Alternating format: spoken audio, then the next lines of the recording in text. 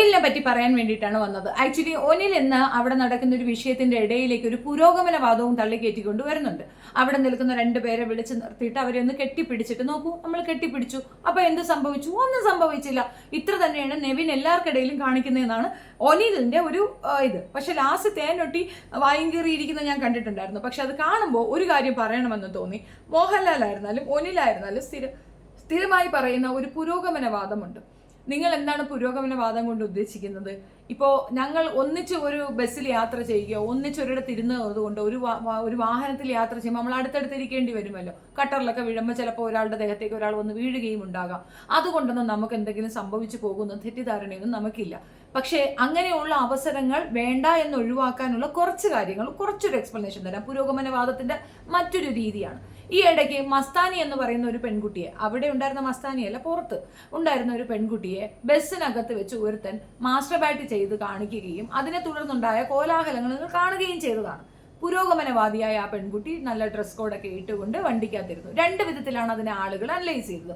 ഒന്ന്, മസ്താനിയുടെ വസ്ത്രവിധാനം ശരിയല്ലാത്തത് കൊണ്ടാണ് അവനിക്ക് ഉടനെ പെനിസ് എടുത്ത് വെച്ചിട്ട് കളിക്കേണ്ടി വന്നത് എന്ന് പറയുന്നത് ഒരു വിഭാഗം. രണ്ടാമതൊരു വിഭാഗം പറയുന്നത് ഒന്നിച്ചിരുന്നത് കൊണ്ട് എന്താ പ്രശ്നം, പുരോഗമനവാദമല്ലേ, അവിടെ ഇരുന്ന് അവൻ അങ്ങനെയൊന്നും ചെയ്തില്ല, അവൾക്ക് ചുമ്മാ തോന്നിയതാണ്, സിപ്പ് അഴിക്കാതെ ഇത് പുറത്തേക്ക് ഇടുമോ, ഉള്ള സിപ്പ് ലോക്കല്ലേ, ഇങ്ങനെ കുറെ കാര്യങ്ങളാണ് അടുത്ത ആള് പറഞ്ഞത്. ഇതാണ് പുരോഗമനവാദത്തിന്റെ മറ്റൊരു ദൂഷ്യ വശമെന്ന് ഞാൻ പറയും. ഇനി പുരോഗമനവാദിയായ കുറെ അധികം പേര് നേരെ പോയിട്ടുണ്ട്. എങ്ങോട്ട് പോയി? ജയിലിലേക്ക് പോയി മാലയിട്ട് സ്വീകരിക്കുകയാണ് പുരോഗമനവാദിയായ ഈ പറയുന്ന മസ്താനിയുടെ അടുത്ത് മോശം പ്രവർത്തിച്ച വ്യക്തിയെ. തുടരെ ഒരുപാട് പേര് ഈ പുരോഗമനവാദക്കാരൊക്കെ വീണ്ടും വീണ്ടും പിടിക്കപ്പെടുന്നുണ്ടായിരുന്നു. പല രീതിയിലുള്ള പുരോഗമനവാദങ്ങളാണ് നമ്മൾ അറിഞ്ഞുകൊണ്ടിരിക്കുന്നത്. അപ്പോൾ മിനിമം വേണ്ട ഒരു ഡിസ്റ്റൻസ് നമ്മൾ മെയിൻറ്റെയിൻ ചെയ്യേണ്ട ഒരു ആവശ്യകത അവിടെ വരുന്നുണ്ട്. അത് പുരോഗമനവാദത്തിന് എതിരാണോ അല്ലയോ എന്ന് എനിക്കറിയത്തില്ല. മനുഷ്യന് സംസർഗത്തിൽ കൂടെ ഈ രീതിയിലുള്ള തോന്നലുകൾ മറ്റൊരു സ്ത്രീയോടോ പുരുഷനോടോ പാടില്ല എന്ന സാമാന്യ ബോധം മനുഷ്യന് വരാത്തിടത്തോളം ഇത്തരത്തിലുള്ള ഒരു ഡിസ്റ്റൻസ് മെയിൻറ്റെയിൻ ചെയ്യുക എന്നുള്ളത് നമ്മുടെ ഉത്തരവാദിത്തമാണ്. നമ്മുടെ സെൽഫ് സെക്യൂരിറ്റിയിൽ പെടും. അത് മനസ്സിലാകാതെയാണോ ഈ കൊണ പറയണെന്ന് മനസ്സിലാകുന്നില്ല. വീഴാൻ പോയ ഒനില് ചാടി കയറി പിടിക്കുന്നത് മസ്താനിയാണ്. വീഴാൻ പോകുമ്പോൾ വയറാണോ നെഞ്ചാണോ എന്നൊക്കെ നോക്കാൻ പറ്റുമെന്ന്.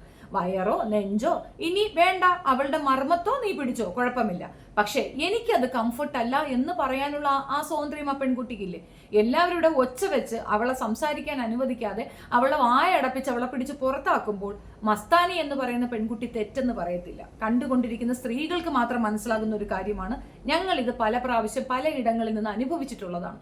ഉയർന്ന ഉദ്യോഗസ്ഥന്മാരൊക്കെ തന്നെ താഴ്ന്ന സബോർഡിനേറ്റ്സ് ആയിട്ടുള്ള പെൺകുട്ടികളുടെ അടുത്തൊക്കെ അറിയാതെ തൊട്ടും പിടിച്ച് ഒരു സുഖം അനുഭവിക്കുന്ന രീതിയുണ്ട്. ചിലർ ചന്തകളിലൊക്കെ പോകും, പെൺകുട്ടികൾ തിരിഞ്ഞു നിന്ന് പർച്ചേസ് ചെയ്യുന്ന സമയത്ത് ബാക്കിൽ കൂടെ കൈ തട്ടിക്കൊണ്ടുപോയി ഒരു എൻജോയ്മെന്റ് ഉണ്ട്. ഇതൊക്കെ തന്നെ സിനിമകളിൽ കാണിച്ചിട്ട് നമ്മൾ അത് വളരെ സന്തോഷത്തോടു കൂടി ഇരുന്ന് ആസ്വദിച്ച് ചിരിക്കാറുമുണ്ട്. ചിലപ്പോൾ ഈ പറയുന്ന നായകൻ കാണിക്കുന്ന കുൽസിതം കാണുമ്പോൾ നമുക്ക് ഭയങ്കര സന്തോഷം തോന്നും. അയ്യോ എന്തൊരു കുരുത്തം കെട്ടപ്പോന പെണ്ണുങ്ങൾ അങ്ങനെ ചെയ്യുന്നുണ്ടെന്ന്. ചന്തിക്കടിക്കുന്ന മോഹൻലാലിനെ നമുക്ക് ഇഷ്ടമാണ്, ഫ്ലേർട്ട് ചെയ്യുന്ന മോഹൻലാലിനെ നമുക്ക് ഇഷ്ടമാണ്, നായികയെ എടി പോടി മറ്റത് മറിച്ചത് എന്തേറി വിളിക്കുന്ന നായകനെ നമുക്ക് ഇഷ്ടമാണ്. ഇതിലൊക്കെയുള്ള സ്ത്രീ വിരുദ്ധതയും അതുപോലുള്ള ഈ പുരോഗമനവാദവും എന്താണ് മനസ്സിലാക്കാത്തത്? നമ്മളത് മനസ്സിലാക്കണം. ഇതൊക്കെ തന്നെ മാറേണ്ടതാണ്. ഇതൊന്നും പുരോഗമനവാദത്തിൽ പെടത്തില്ല. ഇതൊന്നും ഇഷ്ടപ്പെടാത്ത ഒരു വിഭാഗം ജനത ഇവിടെ എക്സിസ്റ്റ് ചെയ്യുന്നുണ്ടെന്ന് മനസ്സിലാക്കുക. 45 വയസ്സ് കഴിഞ്ഞ ബാക്ക്വേർഡ് കമ്മ്യൂണിറ്റിയാണ്, അല്ലെങ്കിൽ ബാക്ക്വേർഡായിട്ട് ചിന്തിക്കുന്ന കുറെ വൃത്തികെട്ട മനുഷ്യരാണെന്ന് അക്ബർ ഉൾപ്പെടെ പറയുന്നുണ്ട്. ആണോ? അങ്ങനെയാണെങ്കിൽ ഒനിലിന് എത്ര പ്രായമുണ്ട്? ശരി, ഇനി പ്രായം കുറവെന്ന് തന്നെ വെക്കട്ടെ. 45 വയസ്സ് കഴിഞ്ഞാലേ ഈ ബാക്ക്വേർഡ് ചിന്ത വരുള്ളൂ. ഞങ്ങളും ചെറുപ്പകാലത്തിൽ കൂടെ തന്നെ വന്നതാണ്. 10, 16, 15 വയസ്സൊക്കെ കഴിഞ്ഞ് തന്നെയാണ് ഞങ്ങൾ ഇവിടെ എത്തിയിട്ടുള്ളത്. ഞങ്ങൾക്കൊന്നും ആ സമയത്ത് ഇതുപോലെ ഒരു തോന്നലൊന്നും തോന്നിയില്ല. പുരോഗമനവാദത്തിൽ ഓടിക്കേറി അന്യപുരുഷനെയോ സ്ത്രീയോ ഒക്കെ കെട്ടിപ്പിടിച്ച് നെഞ്ചിറുക്കെ പിടിച്ചിട്ട് അങ്ങനെ സ്നേഹം പ്രകടിപ്പിക്കണമെന്ന് ഞങ്ങൾക്ക് തോന്നിയില്ലല്ലോ. അളവിനാകാം, അളവ് കൂടുമ്പോൾ അത് വൾഗറായിട്ട് തന്നെ ചിത്രീകരിക്കപ്പെടും. എന്താണ് നമ്മൾ ആണ് പെണ്ണ് ജെൻഡർ വ്യത്യാസം മാറ്റി നിർത്തൽ ഇങ്ങനെയുള്ള കാര്യങ്ങൾ കൊണ്ട് നമ്മൾ ഉദ്ദേശിക്കുന്നത് എന്താണ് ഇവിടെ വ്യവസ്ഥകളുള്ളത്? എന്തിനാണ് നമ്മൾ അങ്ങനെ വ്യവസ്ഥയും കാഴ്ചപ്പാടും ഒക്കെ വയ്ക്കുന്നത്?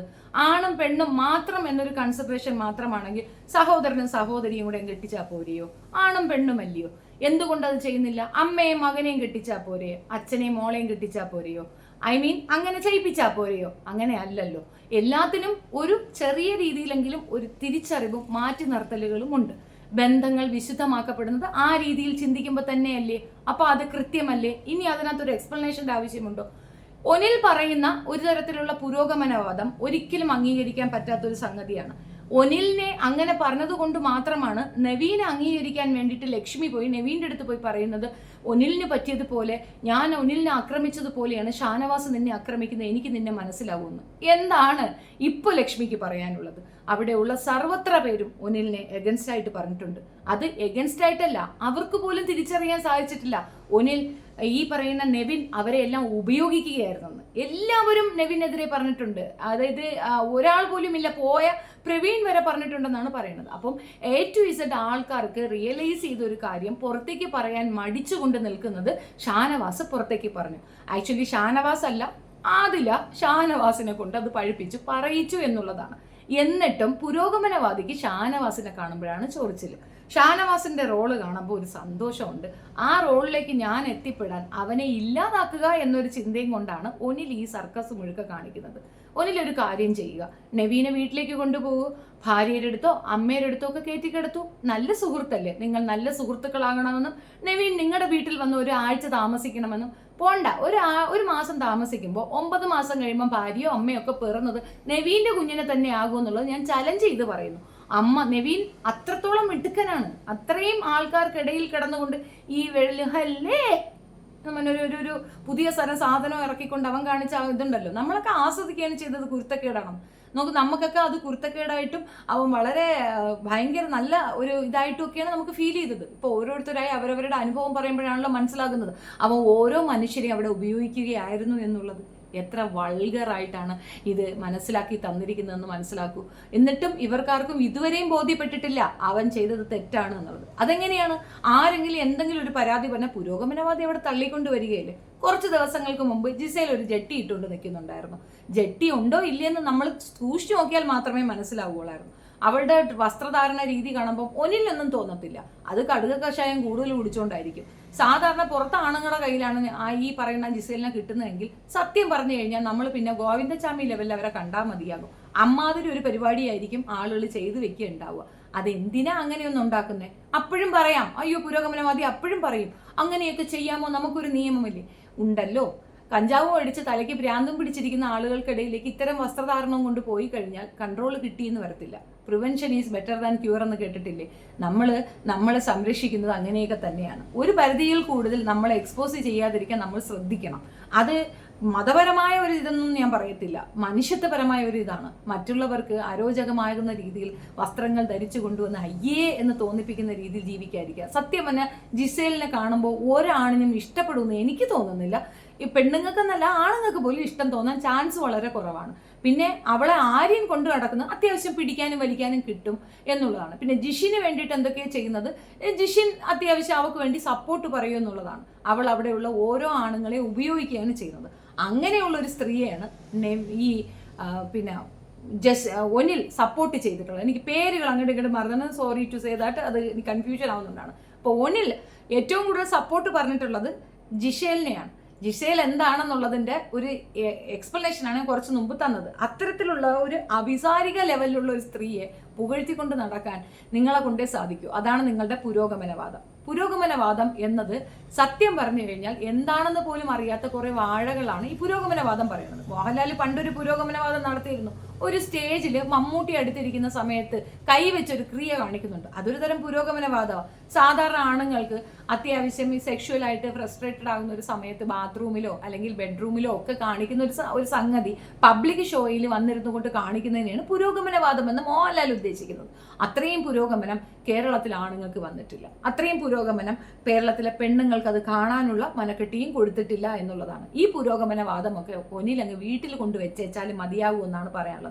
ഒരാളെ കെട്ടിപ്പിടിക്കുമ്പോൾ ഒന്നും തോന്നാത്തത് നിന്റെ അല്ലെങ്കിൽ വേണ്ട, അത്രയ്ക്കൊന്നും പോകുന്നില്ല, അത്രയേ ഉള്ളൂ. നിങ്ങളുടെ അഭിപ്രായം കമന്റ് രേഖപ്പെടുത്തുക. കൂടുതൽ പറഞ്ഞാൽ ഞാൻ ഒനിലിനെ എടുത്ത് വെച്ച് നല്ല പോലെ പറയേണ്ടി വരും. അത്രയ്ക്ക് മോശമാകാൻ ഞാൻ ആഗ്രഹിക്കുന്നില്ല.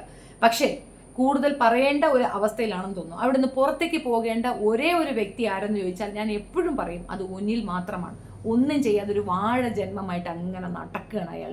എല്ലായിടത്തും പോയിട്ട് പുരോഗമനവാദം തള്ളിക്കയറ്റുന്ന ഒരു പുരോഗമനവാദം. നിന്റെ പുരോഗമനവാദം എന്തെന്ന് മനസ്സിലായി? പെണ്ണുങ്ങളെ പിടിക്കാനും തൊലിക്കാനും കിട്ടണം. ഫ്രീ സെക്സിന്റെ വക്താക്കളാണ് പുരോഗമനവാദം എന്ന് പറയുന്ന കപട പുരോഗമനവാദികൾ. നിങ്ങൾക്ക് ഒരൊറ്റ ഇന്റൻഷനേ ഉള്ളൂ, പെൺകുട്ടികൾ വീട്ടിൽ നിന്ന് ഇറങ്ങി കിട്ടണം. രാത്രി പുറത്തേക്ക് ഇറങ്ങുന്നതാണ് നിങ്ങളുടെ ഫ്രീഡം എന്ന് പഠിപ്പിച്ചു കൊടുക്കുന്ന ഒരു പ്രത്യേകതരം പുരോഗമനവാദം. പെണ്ണുങ്ങൾക്ക് അഭിപ്രായ സ്വാതന്ത്ര്യമാണ് അവരുടെ പുരോഗമനം. അല്ലാതെ പുറത്തേക്ക് രാത്രി അരയും കുറയും തുണിയിട്ടുകൊണ്ട് വെളിയിൽ ഇറങ്ങി വന്ന് നിന്നെയൊക്കെ പോലുള്ളവരെ കെട്ടിപ്പിടിച്ച് തൂങ്ങിക്കിടന്ന് പാർട്ടിയിൽ കിടന്ന് കൂത്തടിക്കുന്നതിനെയല്ല പുരോഗമനവാദം എന്ന് പറയുക. അത് പറയുമ്പോൾ എന്നെ കുലസ്ത്രീയാക്കിയാൽ എനിക്കൊരു മലരുമില്ല. അതെ, ഞാൻ കുലസ്ത്രീ തന്നെയാണ്. നന്ദി.